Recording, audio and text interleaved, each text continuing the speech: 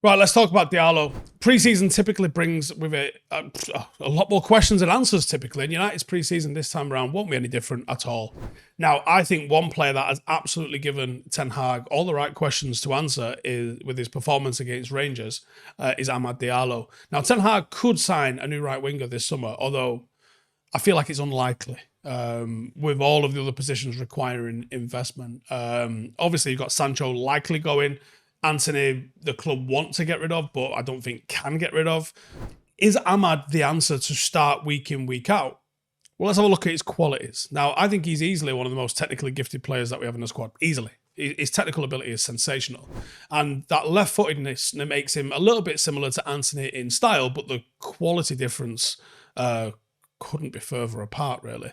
I think he could easily overtake Antony in the short cameos that we've seen from him. The only thing that might give Antony a little bit of hope, maybe, is the fact that he was signed for so much money and there might be some pressure on it somewhere. But if Ineos want to get rid of him, I think they've almost given Ten Hag the clean slate, like, okay, that was a mistake, don't have to fucking keep playing him. Now, Ten Hag obviously sees a lot in him because after the Rangers game, he said, we have to see Amad in a different way. Of course, he is still young, but he is not inexperienced anymore. Last season, he had bad times with bad injuries. Before that, he was in the Championship and he had a great season. At the end of last season, he had very good time in our first team and played some good games. Now, for this season, it has to be the year. It's great that he starts like this, the day he could play, and he played a very good game. Now, Amad came away with a quality goal as well as a complete performance, I think. It was a really astute kind of performance from him.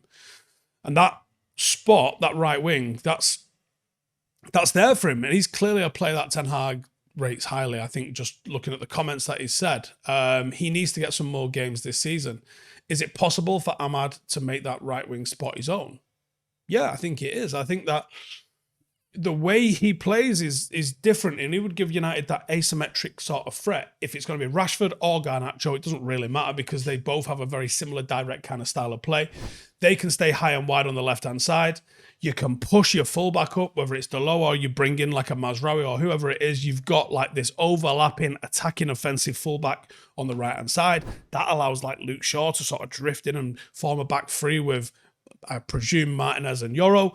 And then Diallo can operate in that half space. The right wing doesn't mean David Beckham no more. Doesn't mean Cristiano Ronaldo anymore. Formations and tactics and shapes are different. And I think Amad operating in that half space with an overlapping fullback outside him and then strikers on the inside of him with midfield just to the side of him, I think he's a potent goal scorer from that position, but I also think he's a potent chance creator from that position. No, he's not up against incredible, like undeniable competition for that spot. The only thing keeping him behind Antony is the price tag, and there's only so long that can be an excuse. I think the cream generally always rises to the top. He didn't play as much as he would have hoped, I don't think, last season, and some of that could be down to the injuries, some of that could be down to whatever else was going on at the club at the time. But there's many occasions where fans have been clamouring for him to start, to be given a chance, especially after what we saw at Sunderland. There's always been a player there. And when we signed him and Palestri, there weren't a lot of clips of either of them about.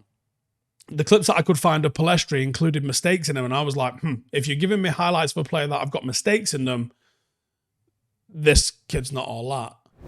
But with Diallo, there were some clips you go, oh, there's a bit of a player here, and I think out of the two, he was always the one that might have had the higher ceiling. Now, he featured 12 times for us in 23-24. A lot of that off the bench, obviously. He scored 2 goals. He only played 471 minutes, mostly coming off the bench. But you look at some of the contributions he's made. The FA Cup saving goal against Liverpool, an absolute all-time moment that we're going to be looking back on for years and years.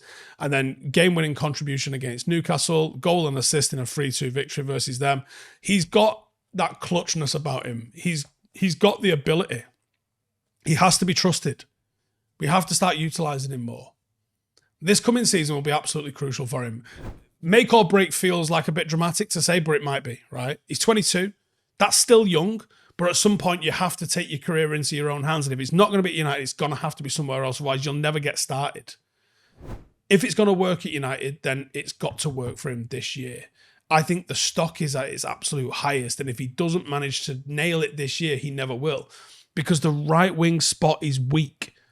It needs someone that goes, I'll do it. This is mine. And it doesn't matter who it is, whether it's Sancho, Antony, or it's Ahmad, someone has to do it.